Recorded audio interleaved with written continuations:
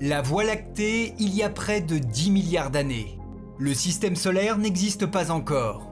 Il n'est qu'atomes dispersés dans un gigantesque nuage d'hydrogène et d'hélium au sein d'une nébuleuse. Il aurait même pu ne jamais naître si un cataclysme n'était survenu.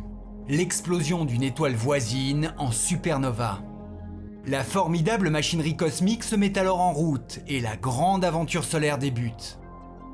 L'onde de choc de cette supernova va entraîner une variation de la densité dans le nuage et va amorcer sa contraction. La matière qu'il contient, surtout de l'hydrogène, commence à se condenser en paquets plus denses qui à leur tour capturent davantage de particules. Un centre compact se forme alors, la protoétoile. Le nuage s'aplatit peu à peu autour d'elle pour former un disque protoplanétaire en rotation. Ce processus d'effondrement et de condensation va s'intensifier au cours des milliards d'années suivantes. Cette densité croissante de matière a un autre effet. Elle entraîne une augmentation considérable de la pression et de la chaleur dans la protoétoile. En 50 millions d'années, la température aurait ainsi atteint plus d'une dizaine de millions de degrés. Voilà toutes les conditions réunies pour déclencher la fusion thermonucléaire de l'hydrogène. La protoétoile devient Soleil en émettant sa première lueur il y a 5 milliards d'années. C'est une naine jaune composée de 75% d'hydrogène, de 25% d'hélium et de divers éléments métalliques. De cet hydrogène, elle en fusionne 600 millions de tonnes chaque seconde. Une énergie colossale qu'elle continuera à produire encore 5 milliards d'années. Le Soleil constitue 99% de la masse totale du système solaire. Mais qu'en est-il du disque protoplanétaire ?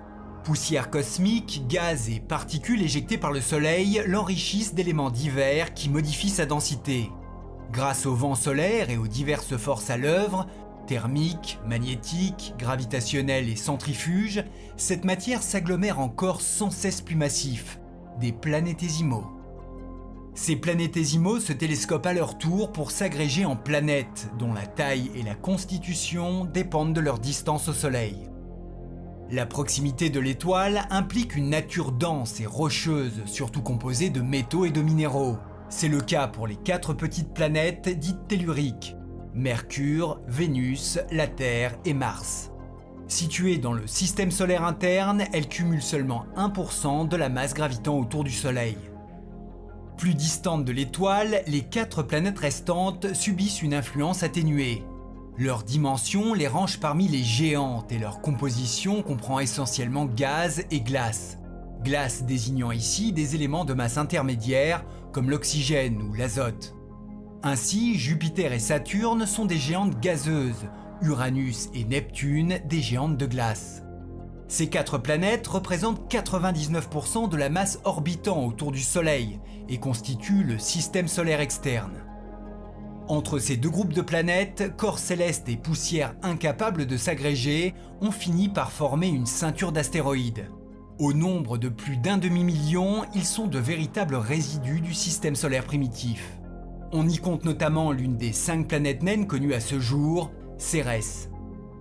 Un second anneau d'astéroïdes, plus vaste, viendra occuper l'espace au-delà de Neptune, la ceinture de Kuiper. Elle abrite Pluton et 3 autres planètes naines. Elle contient aussi des débris des premiers temps du système. Enfin, en limite d'influence solaire, s'étendrait une immense région composée de corps glacés, le nuage d'Oort, berceau supposé des comètes et dernier rempart avant l'espace interstellaire.